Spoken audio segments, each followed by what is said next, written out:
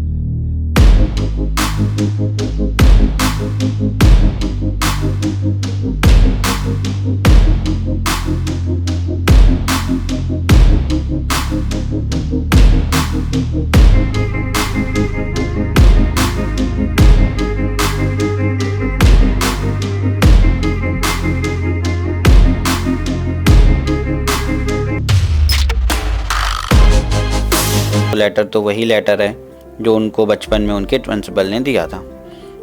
उस समय तक उनकी माँ की डेथ हो चुकी थी, तो उसको याद करते हुए उन्होंने उस लेटर को पढ़ना स्टार्ट किया।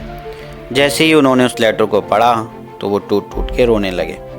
उस लेटर में लिखा था, तुम्हारा बच्चा दुनिया का सबसे मंदबुद्धि बच्चा है। इस बच्चे को कभी कोई पढ़ा नहीं सकता, ये हमारे स्कूल में पढ़ने के लायक ही नहीं है, और आज के बाद इस बच्चे को कभी भी स्कूल मत भेजना। माँ ने उस लेटर को एकदम उल्टा पढ़ा था। सोचो, उस दिन अल्बर्ट आइंस्टीन की माँ उस प्रिंसिपल की बात को मान लेती और उस लेटर में जो लिखा था और वो आइंस्टीन को बता देती और आइंस्टीन उस बात को मान लेते, तो आज हम और आप सब आइंस्टीन को नहीं जानते होते। दोस्तों, इस दुनिया में उनकी बात को कभी मत सुनना जो कहते हैं कि तुम कर नहीं सकते, और उनको कहना कि जो तुम नहीं कर सकते वो हम करके दिखाएंगे। Thanks for watching.